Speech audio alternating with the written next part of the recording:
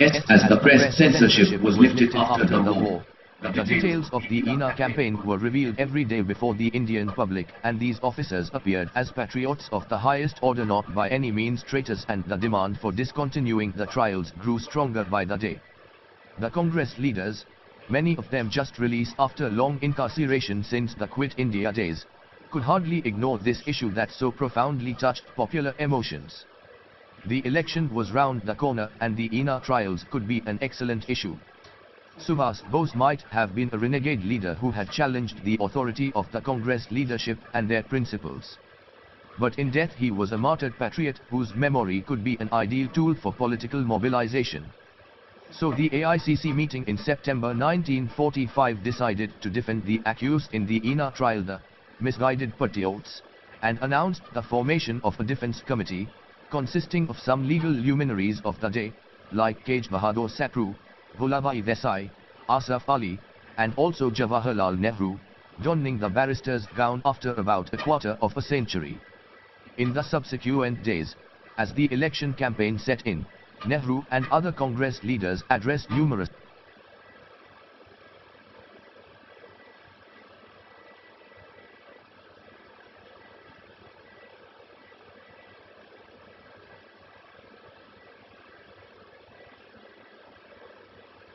public meetings with large gatherings, and their two issues figured prominently. One was the government excesses and the martyrs of 1942, and the other was INA trial. The government, however, remained firm. The first trial opened on 5th November and continued for 2 months, and in course of that time India erupted into a mass upheaval, as Nehru later described it.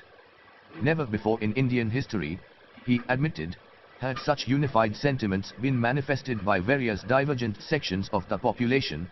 54 There were many factors that led to this mass upsurge. The trial took place at Red Fort, which appeared to be the most authentic symbol of British imperial domination, as here took place in 1858 the trial of Bahadur Shah II, the last Mughal emperor and the acclaimed leader of the 1857 revolt. Furthermore, as trial progressed, its reports appeared in the press, leading to more awareness and to some extent more emotionalization of the sacrifices made by the INA soldiers.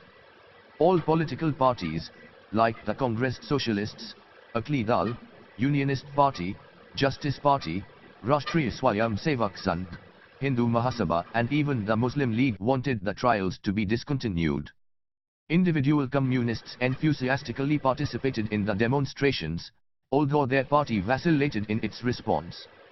And by a strange coincidence, the three accused belonged to three different religions, one Hindu, one Sikh and one Muslim. The demonstrations, therefore, showed signs of remarkable communal harmony. An INA week was celebrated between 5 and 11th November, while the INA Day was observed on 12th November in cities across the country.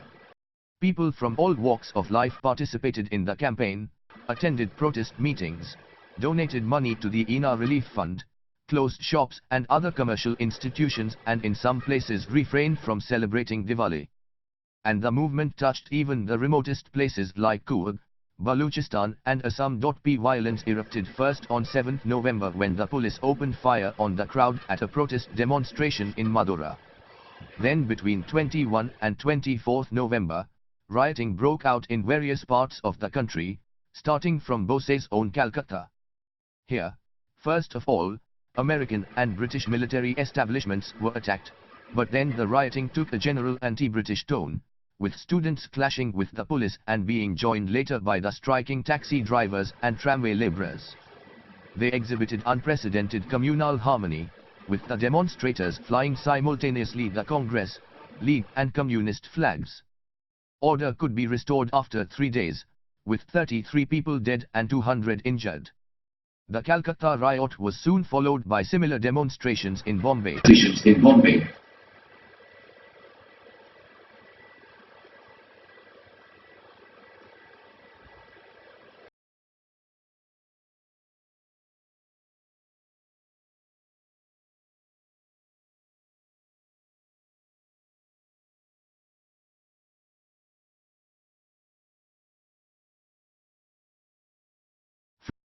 freedom with partition with 429 29 Karachi, Patna, Allahabad, Banaras, Rawalpindi and other places, or in other words, all over the country. S6 The government's determination now wavered. In the trial, the defense tried to argue that people fighting for freedom of their country could not be tried for treason. But despite that, they were found guilty as charged, but the commander-in-chief remitted their sentence and set them free on 3 January 1946. The three officers came out of the Red Fort to a hero's welcome at public meetings in Delhi and Lahore that celebrated a moral victory against the British. But it was not all over yet. On 4 February, in another trial, Captain Abdur Rashid, who preferred to be defended by a Muslim League Defence Committee, rather than by the Congress 7, was sentenced to 7 years rigorous imprisonment. It sparked off another explosion in Calcutta between 11 and 13 February, this time called initially by the student wing of the Muslim League, but later joined by the members of the communist-led Student Federation and industrial workers. Once again demonstrations followed, with Congress, League and red flags flying simultaneously, and large meetings were organized, where League, Communist and Congress leaders addressed the crowd. A general anti-British sentiment pervaded the city, which was paralyzed by transport strikes, industrial action and pitched street battles with British troops. Order was again restored after 3 days of brutal repression that had 84 people killed and 300 injured. To a historian who participated in the demonstrations as a student leader, the situation looked like an almost revolution. The fire soon spread to East Bengal and the spirit of revolt affected other parts of the country as well, as sympathetic protest demonstrations and strikes took place in practically all major cities of India. So since the middle of 1945 the British were expecting a mass upheaval in India anyway. But what really perturbed them was the impact of the INA trials on the loyalty of the army, which in post-quit India days was their only reliable apparatus of rule. General Auchinleck, the commander-in-chief, remitted the sentence of the 3 INA officers because, as he later explained to senior British officers, any attempt to force the sentence would have led to chaos in the country at large and probably to mutiny and dissension in the army culminating in its dissolution. 59 The growing political consciousness among the army personnel during and after the war had already been a cause of concern for the authorities. What further contributed to it was the INA trial and the growing sympathy for the INA soldiers who were almost universally regarded as patriots, rather than traitors. The members of the RAF, as well as some https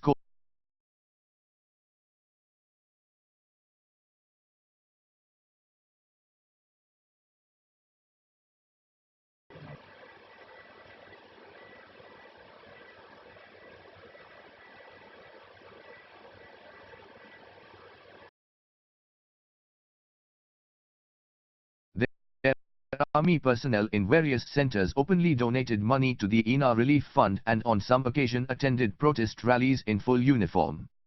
In January 1946, the RAF men went on strike in support of their various grievances. But what really posed a real grave challenge to the Raj was the open mutiny in the Royal Indian Navy, RJN, in February 1946. It all started in Bombay on 18 February when the naval ratings in Miss Talwar went on hunger strike against bad food and racial discrimination. Soon the rebellion spread to other naval bases all over India and to some ships on the sea where sympathetic strikes took place. At its peak, 78 ships, 20 shore establishments and 20,000 ratings were involved. What was really remarkable was the extent of fraternization between the naval ratings and common people that was visible during these few days in various cities of India, a phenomenon that had immense revolutionary potential. Bombay went on strike on 22 February in sympathy, and here public transport system was paralyzed, roadblocks were raised, trains were burned, shops and banks were closed and industrial workers went on strike. Here too the Navy rebels used 3 flags simultaneously as they went round rampaging the city. A Maratha battalion was called in to bring peace to Bombay. By 25 February the city was quiet again, but by then 228 civilians were dead and 1,046 were injured. Similar hagtals took place in Karachi on 23 February and in Madras on the 25th. In both cities several ratings and civilians died in police firing. Sympathetic, but less violent, one-day strikes were also reported from Trichinopoli and Madurai. Workers' strikes took place in Ahmedabad and Kanpur. The RLAF men and some army personnel also went on strike at different centers. 60 There was, in other words, enough reason for the government to be perturbed. The RIN Mutiny was, however, short-lived, but it had dramatic psychological repercussions. Although it did not immediately lead to an open revolt in the Indian Army, such a possibility could never be ruled out. An official inquiry commission later revealed that majority of ratings were politically conscious and were profoundly influenced by the INA propaganda and ideals. 61 The sympathetic strikes in the Air Force and Army indicated very clearly that the Indian Army was no longer the same sharp sword of repression, which the British could use as before, if a popular outburst of the 1942 proportions took place again. To what extent this revelation forced upon the British a change of policy in favor of transfer of power is debatable. For the Congress, which could alone give leadership to such an upsurge, was not interested in the radical and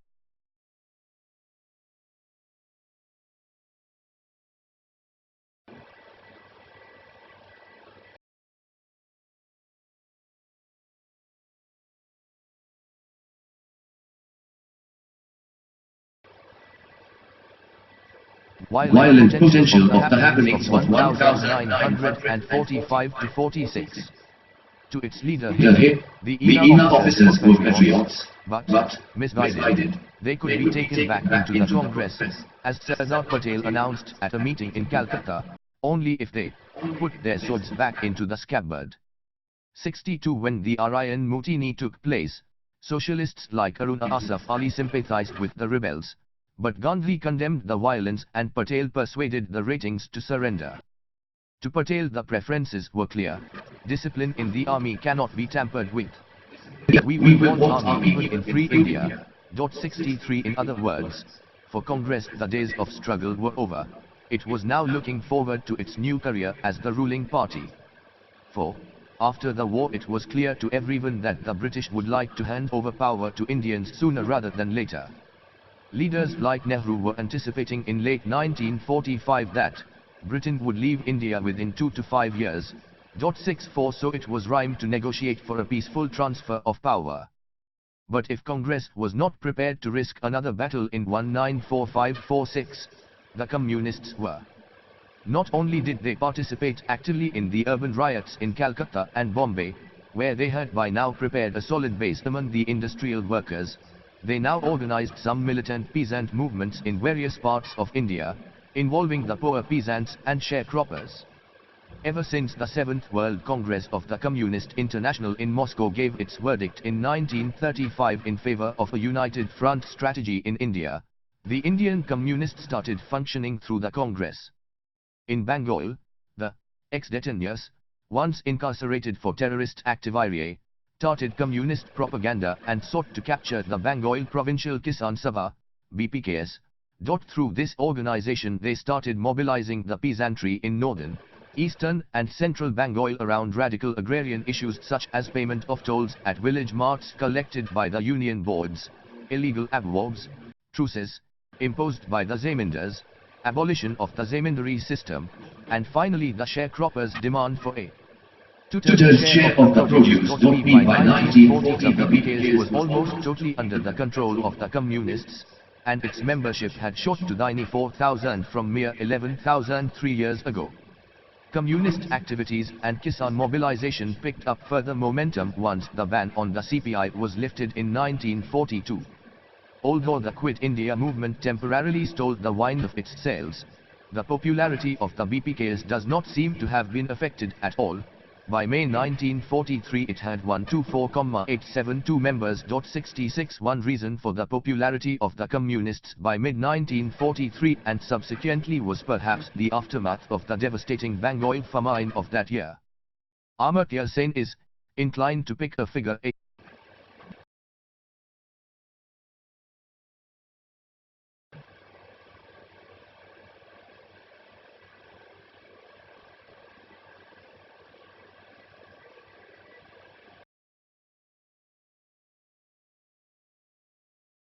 Around 3 million as the death toll of the Bengal famine. 67 Paul Greenoid would put it somewhere between 3.5 and 3.8 million. 68 while the more recent estimate of Tim Dixon and Arup Maharatna puts it at 2.1 million as the figure for excess deaths caused by the Bengal famine. Even if we go by the most conservative estimate, the famine was a catastrophe of such magnitude that history of the subcontinent had never known before. Bengali public opinion was unanimous that it was a man-made famine. There were a few natural factors of course, like the devastating cyclone in Midnapur, but that alone did not cause the famine. As Greenoid points out, the per capita entitlement of rice was gradually going down in Bengal over a long period. In 1943 it reached a crisis point due to multiple factors, such as the breakdown of an already vulnerable rice marketing system, which had for long remained completely unsupervised and uncontrolled, leading to hoarding and speculation. What added to this were a government procurement policy that prioritized official and military requirements over local needs of subsistence and the wartime stresses, like the denial policy, the refugee influx from Burma into Chittagong and the disappearance of imported rice from Burma. The relief operations failed miserably, while the government tried to save Calcutta at the expense of the countryside. The Marwadi Relief Committee and the Hindu Mahasabha relief committees targeted only the middle classes. The peasantry, the worst sufferers of the famine, had nowhere to go. It is true that this unusual scarcity of food caused by the exorbitant price of rice that shot beyond the reach of the ordinary people did not cause any food riot in Bengal. Instead, the violence, as Greenoid argues, turned inward and downward, destroying all conventional relationships of patronage and dependency. The communists responded adequately to the food situation. They held meetings at various parts of Bengal criticizing the government's food policy and undertook through BPK's and Mahila Samir's extensive relief work in the villages of the Presidency and Rajshahi divisions, i.e., in north and central Bengal, where they became instantly popular among the poor peasants and sharecroppers. In 1943 the BPK's membership reached 83,160, the highest among all the provincial Kisan Sabhas in the country. 71 although they preferred a conciliatory policy at this stage under the People's War strategy, the involvement of poor peasants often got BPKs engaged in clashes with zamindars, grain dealers and other vested interests. This gradually prepared the ground for the Tvaga movement in support of a long-standing demand of the sharecroppers for https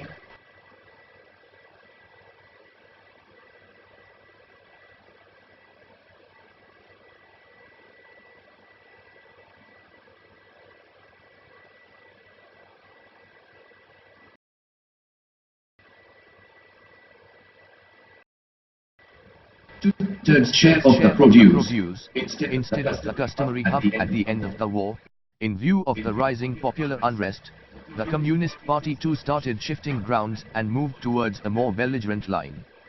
In a resolution adopted on 5 August 1946 it declared that the Indian freedom movement has entered its final phase. So what was needed was a joint front of all patriotic parties to stage a national democratic revolution that would ensure all power to the people. Against this backdrop, in September 1946 the BPKS decided to launch the Tvaga movement, and soon it spread to a wide region where peasants harvested the paddy and took it to their own kubama, storehouse, and then invited the landlords to come and take their one-third share. Although North Bengal districts were the worst affected by this sharecroppers' agitation, contrary to popular notion, as Adrian Cooper has shown, Tvaga movement touched a wider region, covering almost every district in eastern, central and western Bengal. Here the peasants carved out their Tvaga Elaka or liberated zones, where they instituted alternative administrations and arbitration courts. The Muslim League ministry, then in power in Bengal, responded by proposing a Bagada bill in January 1947, apparently conceding the sharecroppers' demand, but it was soon dropped because of opposition from within the Muslim League and from the Congress. From February the movement began to spread rapidly, provoking an angry response from the government. The peasants bravely fought police repression and resisted landlords' lagatiyals, But soon it became such an uneven battle that the BPKs decided to retreat, although in some pockets peasants resolved to continue without their leaders. 73 One may observe in this peasant movement some of the earlier features like the strength of community ties that predominated previous peasant struggles, noted in chapters 3.2 and 4.2. The sharecroppers belonged mainly to tribal and Dalit groups, such as the Rajbansis and Masudras, and the BPKs had built its organization on the foundation of such community structures. Sukta Bose has, however, noticed in this movement of the late colonial period greater class consciousness, concerns about individual rights and preponderance of economic issues that often tended to fracture older community loyalties, as Rajbansi and Muslim sharecroppers often did not feel inhibited in attacking Rajbansi and Muslim joggers. 75 But it was not a revolutionary movement either, claiming land for the tillers, which remained only a distant goal to cement a delicate alliance between various classes of peasantry. It was a partial movement that gave precedence to the sharecroppers' demands it.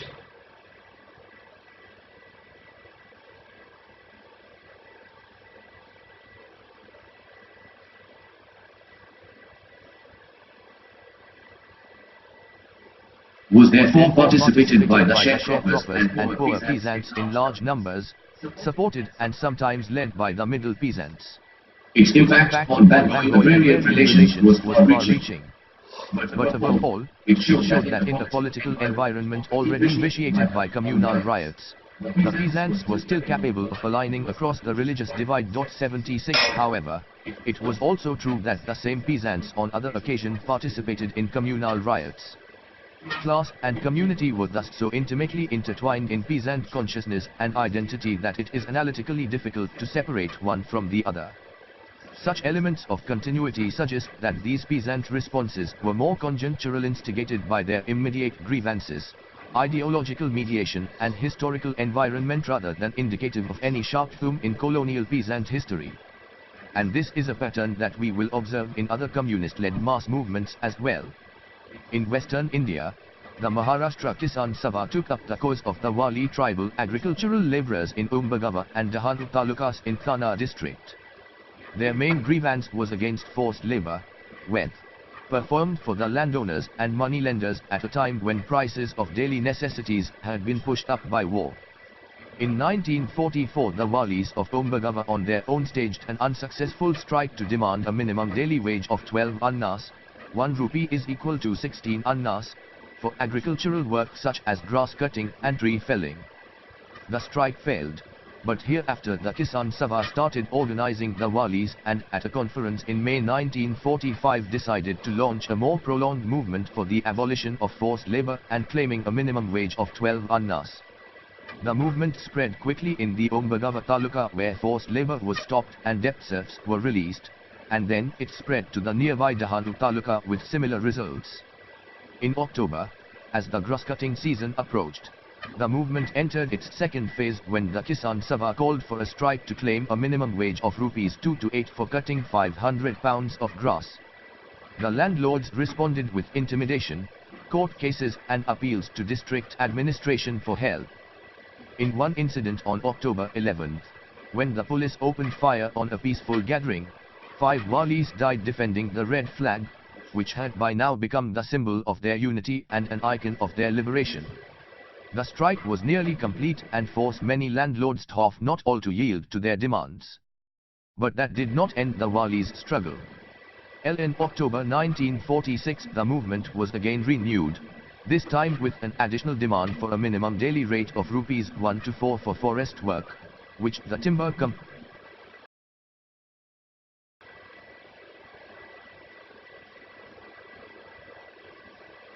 companies were not prepared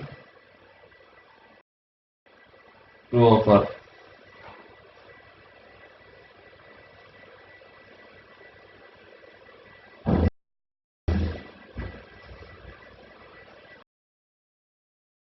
to offer.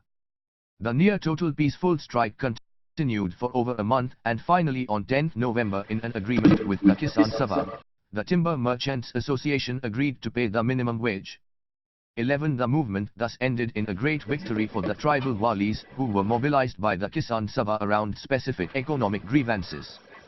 This did not mean, however, that their community identity played a less important role, as the red flag had now acquired a magical significance to become a new iconic representation of their tribal solidarity. In the south, the communists entrenched themselves and established their undisputed sway over peasant unions in the villages of North Malabar during the early 40s, when the region suffered from acute food shortages and near-famine conditions. During the People's War phase they preferred a conciliatory policy, sought to renegotiate the agrarian relations and tried to construct what Dilip Menon has called the 11 conjoint rural community of landowners and cultivators 11 times 11, but this fragile truce broke down in 1946 in a context of post-war stress and scarcity, as the landlords became more aggressive in collecting rent in kind, evicting defaulting peasants and asserting their rights over wastelands and forests. The Kerala Communist Party also allowed a more belligerent line for the peasants at this stage. It was never that violent as in Bengal, but throughout the 1946-47 period peasant volunteers here fought with the landlords and the Malabar Special Police to prevent collection of rents at times of scarcity, to stop the sale of rice in open markets for excess profits and to bring wastelands under cultivation. 79 However, it was further south in the princely state of Travancore that the most violent popular upsurge led by the communists took place in October 946 at Punnapravila near the industrial city of Alleppey. Here the growth of coir industry after World War I saw the emergence of a large working class and their unionization under communist leadership by mid-1940s. In 1946, the government of the princely state, in view of the impending withdrawal of the British, started working towards asserting the independence of Travancore by imposing an undemocratic constitution, allegedly based on 11 American model 11 times. While the local congress seemed to be conciliatory to the Divan, the Communist Party decided to make it an issue. As this situation coincided with food scarcity and a lockout in the coir industry, the workers were exasperated, and were joined by agricultural workers, boatmen, fishermen and various other lower occupational groups. On 24 October they attacked a police outpost at Punnapra, killing 3 policemen, and thereafter violence spread. https://telegram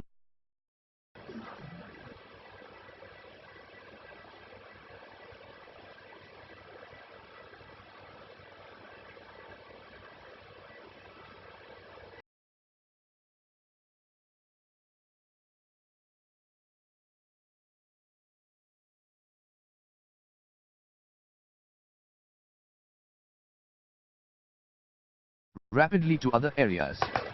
The government retaliated the next day, when the military attacked and killed 150 rapidly to other volunteers areas. at a camp in Walla and another 120 at Mayasuri.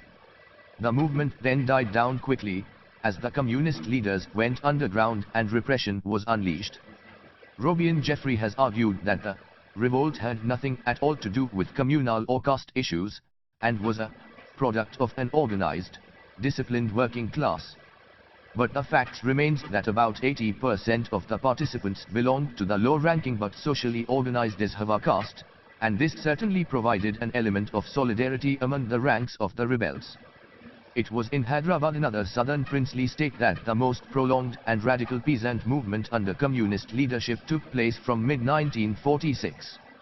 Here, agrarian relations under the autocratic rule of the Nizam resembled, in the words of D.N. Dhanagr, a page from medieval, feudal history, where the Jagirdars, Patadars, landowners, Deshmukhs and Deshpandes, revenue collectors, held complete sway over the rural society. S1 Further to that, commercialization of agriculture and introduction of cash crops brought in the sahukars, moneylenders, growing land alienation and increasing number of agricultural laborers.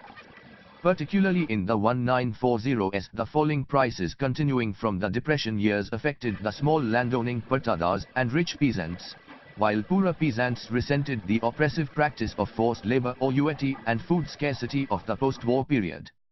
This created the groundwork for an armed peasant insurrection, which took place in Telangana, i.e., the 8 Telugu-speaking districts of Hyderabad, with the nearby Andhra Delta of the British-ruled Madras Presidency providing a secure base.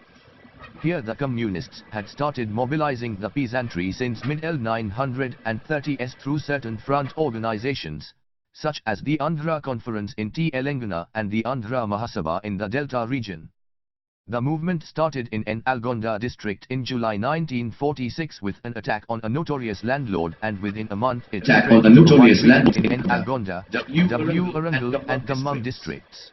The demands of the movement were many, as they were meant to forge a class alliance between the Kam and Reddy small Pattada and rich peasant leadership of the communist movement, and the poorer untouchable Mala, Madiga and tribal peasants and landless laborers who were gradually being drawn into the movement. These included demands for wage increases and abolition of worry, illegal exactions, eviction and the recently imposed grain levy.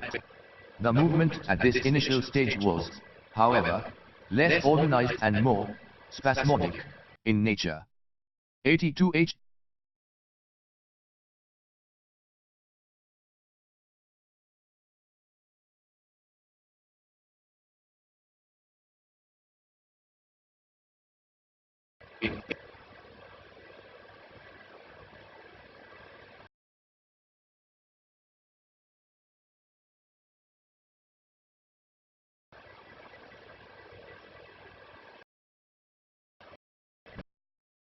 In June 194-7 the Nizam announced that after the withdrawal of the British, Hyderabad would maintain its independence and would not join the Indian Union. As this meant the continuation of the antiquated medieval rule, the local Congress decided to launch a Satyagraha, and the communists, despite their reservations, joined in and hosted national flags in various parts of the state. But the alliance soon broke down, as the movement was not going anywhere, while the Majlis el-Ittihadul Muslimin, an outfit of the minority Muslim aristocracy, now recruited its own armed bands, called the Razakars, and with the endorsement of the Nizam unleashed a reign of terror in the Telangana countryside. To resist repression, the peasants under communist leadership now began to form volunteer guerrilla squads called Dalams, began to seize wastelands and surplus land from big landlords and redistribute them, and formed village republics or Soviets, in areas considered to be liberated zones. When on 13 September 1948 the Indian Army entered Hyderabad, it meant the end of the Nizam's dream of independence, and his army, police and the Razakar bands surrendered immediately. But this did not mark the end of the Telangana insurrection, which now entered its second phase, as the Communist Party, despite some opposition from within, decided to continue the struggle, which was claimed to be heralding a people's democratic revolution in India. The Indian Army also launched its police action against the communist guerrillas, and the uneven battle continued until October 1951, when the movement was formally withdrawn. 83 The Telangana movement was perhaps the most widespread, most intense and most organized peasant movement in the history of colonial India. According to one estimate, the movement involved peasants in about 3,000 villages, covering roughly a population of 3 million in an area of about 16,000 square miles. It mobilized 10,000 village squad members and about 2,000 guerrilla squads, and managed to redistribute about 1 million acres of land. About 4,000 communist cadre or peasant volunteers were killed, while about 10,000 were jailed and many more thousands harassed and tortured. 84 This sheer scale also makes it clear that there were more complexities in the movement than these statistics apparently suggest. Ranagh has shown that it was based on very broad class and communal alliances, which often proved vulnerable. The class alliance began to flounder after the seizure of land began, and the land ceiling question was settled in favor of rich peasants as is also in occupying land. There was more enthusiasm about commons land, wasteland and forests, than about the surplus land of https://telegram.me/upsc materials https://telegram.me/freeops materials https://telegram.me/material for exam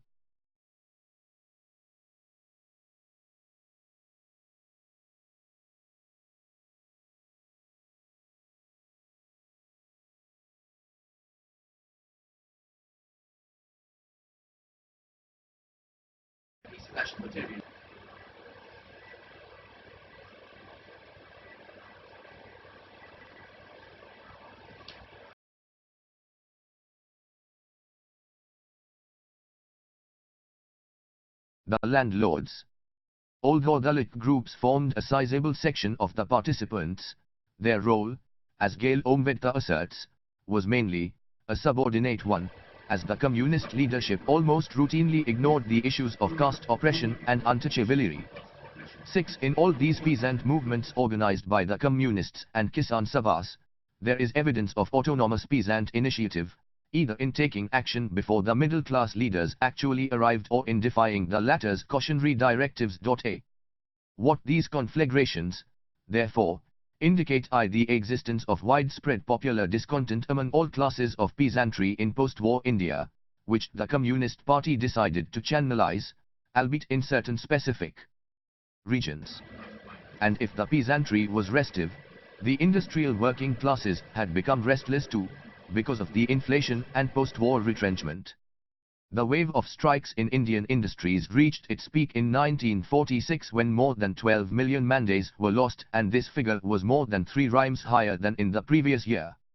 And apart from industries, workers struck at the Post and Telegraph Department and in the South Indian Railways and North Western Railways.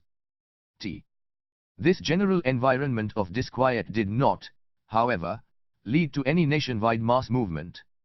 But that does not mean that all those moments of rebellion were meaningless or those hundreds of lives were sacrificed in vain. After the war it was clear that the British were going to leave India. But that decision, one may argue, was to a large extent prompted by this environment of inquietude. There was a growing realization that now it would be more difficult to deal with the mass upsurge or to hang on to the empire by force, as disaffection had also trickled into the army ranks. Hence there was a greater urge to negotiate for an ordered transfer of power, so that India might at least remain within the Commonwealth and the British economic and strategic interests were protected. We may now thumb through that story. 8.32 ARDS Freedom with P. Artfian. The historiography of decolonization in India, as Howard Brusted and Carl Bridge point out, is polarized on the question whether freedom was seized by the Indians or power was transferred voluntarily by the British, as an act of positive statesmanship. S9 That British decision to quit was partly based on the ungovernability of India in the 1940s is beyond doubt. It is difficult to argue that there was a consistent policy of devolution of power, which came to its logical culmination in August 1947 through the granting of self-government in India. We have already seen, Chapter 6, that the Conrithurinal https://telegram.me/upsc materials https://telegram.me/freeopsk materials https://telegram.me/material for exam.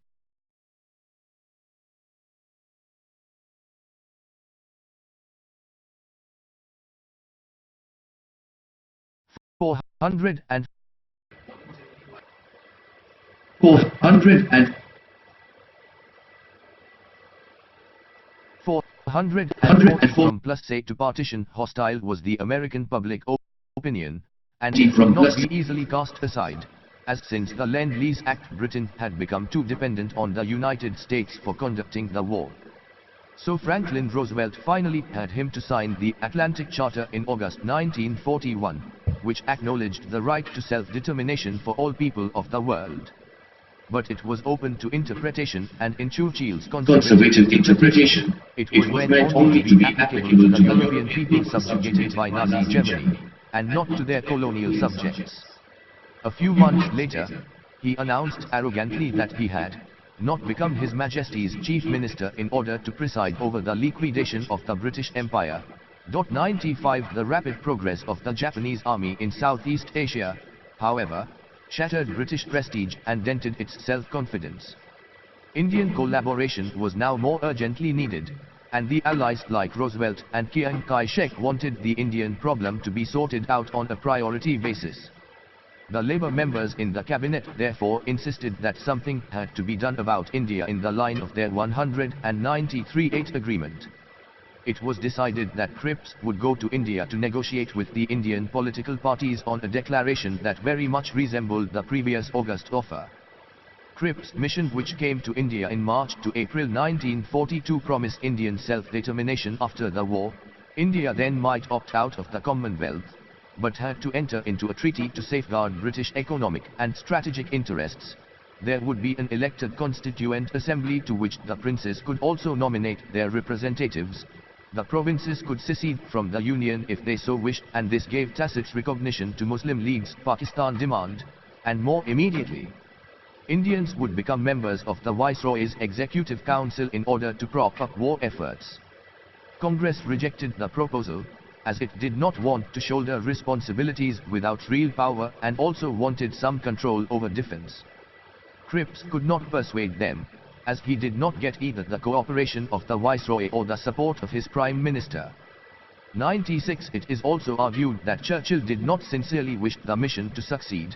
He merely wanted to show the world, and more particularly, his allies, that something was being done to resolve the Indian political imbroglio. 97. The failure of the mission, as we have noted earlier, prepared the ground for a total confrontation between the Raj and the Congress. But although a failure, the mission signified an important shift in British policy.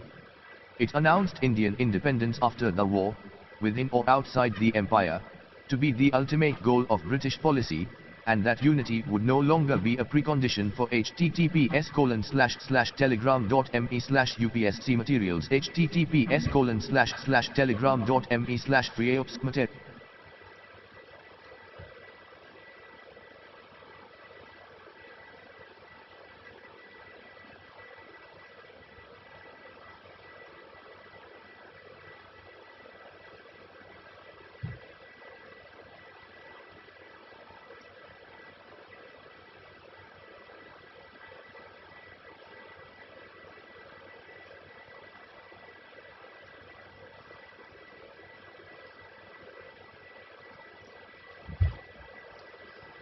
Independence. 98. It was on these two essential conceptual pillars that post-war British policy of decolonization was to evolve.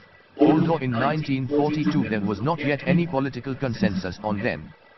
During the last years of World War II and immediately after it, the global political situation as well as the objective conditions in India changed so drastically that they gravitated almost inevitably towards India's independence. Whatever pre-war tendencies may have existed, argues John Darwin, the pattern of post-war decolonization.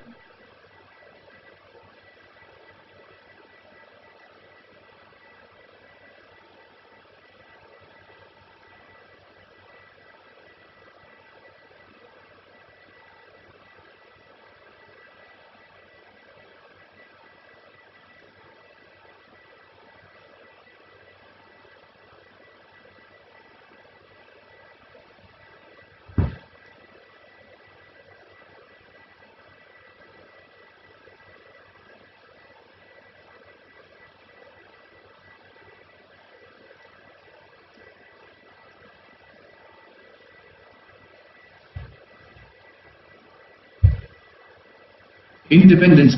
98. It was on 98. these two It was conceptual pillars that post-war British policy of decolonization was to evolve.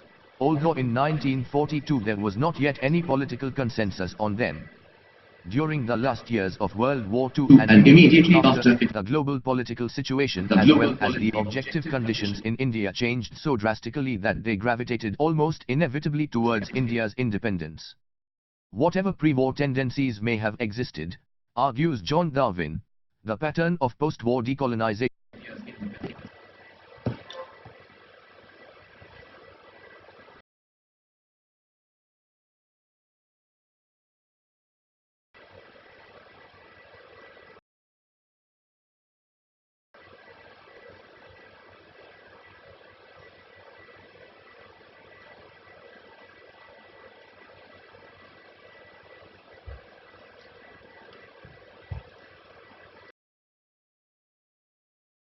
During the last years of World War II and immediately after it, the global political situation as well as the objective conditions in India changed so drastically that they gravitated almost inevitably towards India's independence. Whatever pre-war tendencies may have existed, Argues John Darwin, the pattern of post-war decolonization was profoundly influenced by the cause and impact of the war, g.g. in India. The Quit India movement and its brutal repression ruptured the relationship between the Raj and the Congress and destroyed whatever goodwill the former might have had among the majority of Indian population. The Bengal famine and the wartime food scarcity in other regions further damaged the moral foundations of the Raj. The subsequent agitation surrounding the INA trials showed that no resolution of the Indian question was possible without the participation of the Congress, which could neither be sidelined nor coerced into silence. Meanwhile, in global politics too, the balance of power had tilted decisively in favor of the United States.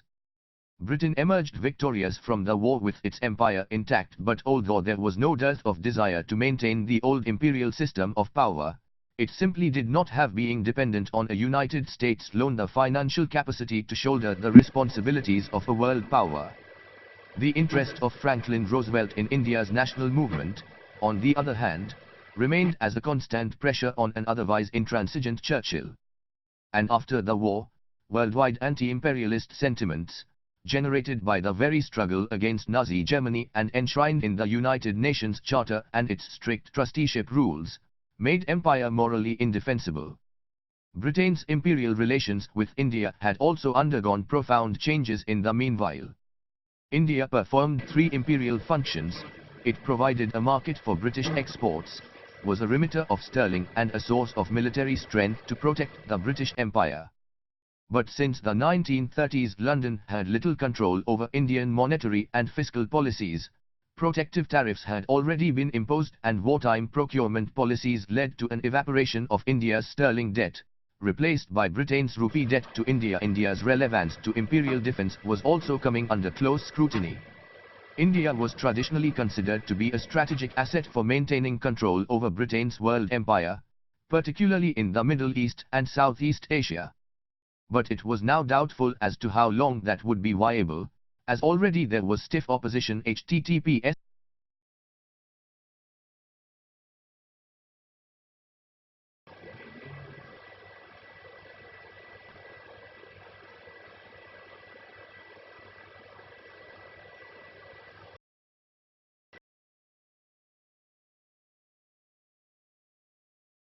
against the use of British Indian Army for post-war restoration of the Dutch and French empires in Indonesia and Indochina. Military expenditure had been another key issue. In 1938 it was found that the Indian Army needed modernization, and the government of India was unable to bear the expenditure. So under an agreement in November 1939 it was decided that the bulk of this expenditure would be borne by the British government, which would also bear the cost of the Indian Army fighting on foreign soil outside India. As the war broke out, Indian Army had to be deployed in the Southeast Asian front, and it became increasingly difficult to transfer cash during wartime. As a result, Britain's debt to India started piling up, so that by 1946 Britain owed India more than £1,300 million, almost one-fifth of Britain's GNP. More, but this did not mean that Britain decided to leave because, as Tomlinson has surmised, India was no longer considered to be one of her imperial assets, and was regarded as a potential or actual source of weakness. 101 Even during the war there was optimism at the Whitehall that the sterling balances would be an advantage, rather than problem, for it would serve as pent-up demand for British export industries and could be used to supply capital goods to India, which would boost employment during the crucial post-war reconstruction period in Britain. One may further point out that this financial situation arose because of the increasing nationalist pressure for more resources and budgetary allocation for the development of their own country, rather than for servicing the empire. If the current situation could reveal anything at all to the imperial managers, it was that India had now certainly become less manageable as a colony, that henceforth it could only be kept under control at a heavy cost, both financial and military. Britain's interest in India could now best be safeguarded by treating it as an independent nation, through informal rather than formal control. The massive Labour victory in July 1945 created a congenial atmosphere for such a political change. Much indeed has been said about the significance of Labour victory in the history of Indian independence. B.N. Pandey, for example, has argued that the Labour Party, particularly the new Prime Minister Clement Attlee, the new Secretary of State Lord Pethick Lawrence and Stafford Cripps, now the President of the Board of Trade, were long committed to the cause of Indian independence. Now with decisive majority in the House of Commons, the time arrived for them to redeem their pledge. 103 contemporary observers like V.P. Menon went further to suggest that a Labour victory was https://telegram.me/upsc materials https://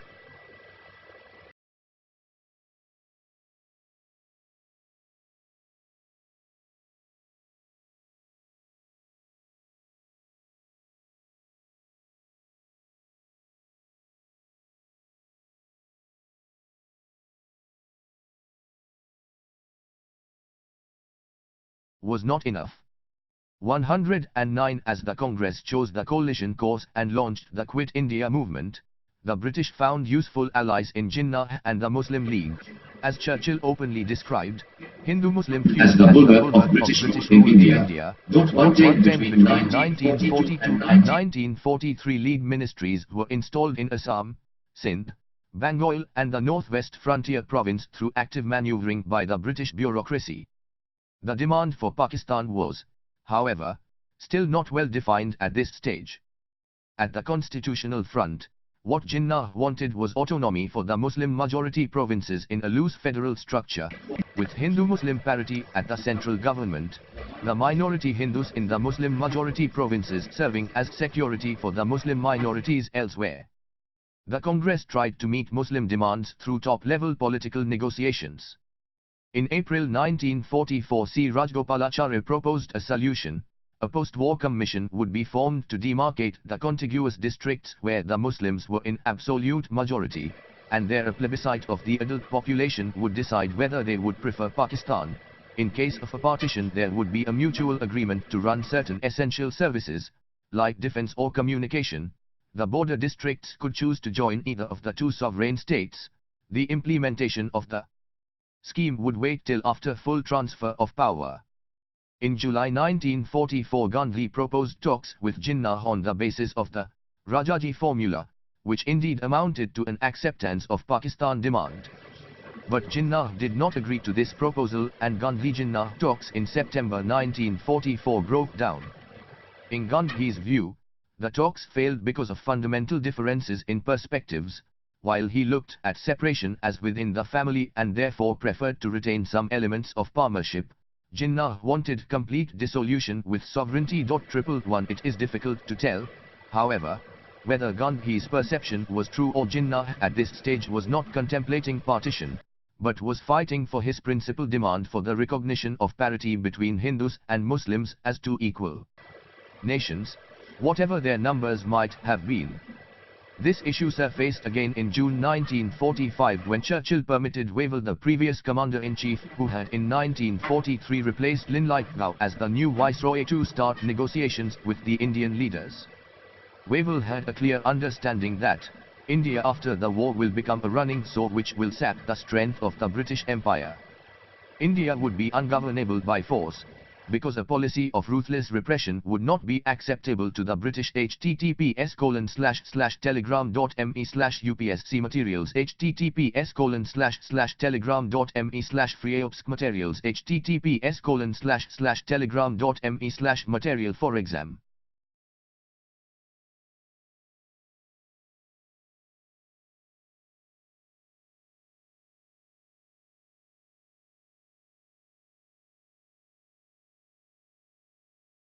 Freedom.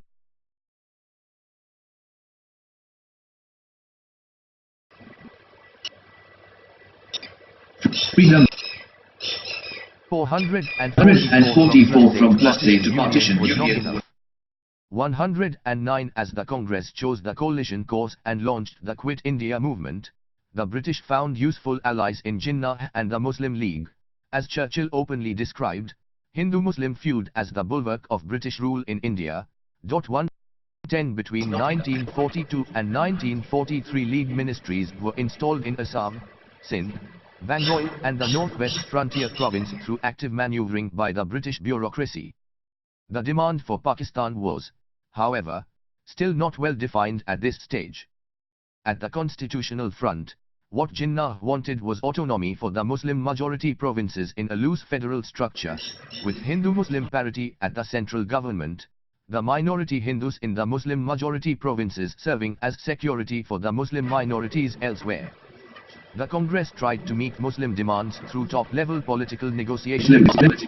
In April 1944, C. Rajgopalachari proposed a solution. A post-war commission would be formed to demarcate the contiguous districts where the Muslims were in absolute majority, and there a plebiscite of the adult population would decide whether they would prefer Pakistan. In case of a partition, there would be a mutual agreement to run certain essential services, like defense or communication. The border districts could choose to join either of the two sovereign states. The implementation of the scheme would wait till after full transfer of power. In July 1944, Gandhi proposed talks with Jinnah on the basis of the Rajaji formula, which indeed amounted to an acceptance of Pakistan demand. But Jinnah did not agree to this proposal, and Gandhi-Jinnah talks in September 1944 broke down. In Gandhi's view, the talks failed because of fundamental differences in perspectives, while he looked at separation as within the family and therefore preferred to retain some elements of partnership. Jinnah wanted complete dissolution with sovereignty. 111 It is difficult to tell, however, whether Gandhi's perception was true or Jinnah at this stage was not contemplating partition, but was fighting for his principal demand for the recognition of parity between Hindus and Muslims as two equal nations, whatever their numbers might have been. This issue surfaced again in June 1945 when Churchill permitted Wavell, the previous commander-in-chief who had in 1943 replaced Linlithgow as the new viceroy, to start negotiations with the Indian leaders. Wavell had a clear understanding that India after the war will become a running sore which will sap the strength of the British Empire.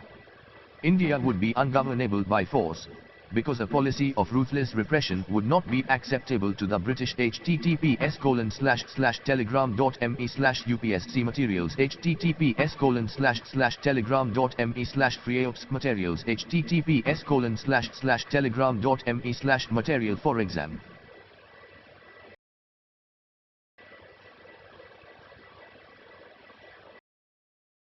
Freedom with partition 445 public. So, some imaginative and constructive move needed to be taken immediately, in order to retain India as a willing member of the British Commonwealth. 112 During his visit to London in March 1945, he finally convinced Churchill of the desirability of a Congress.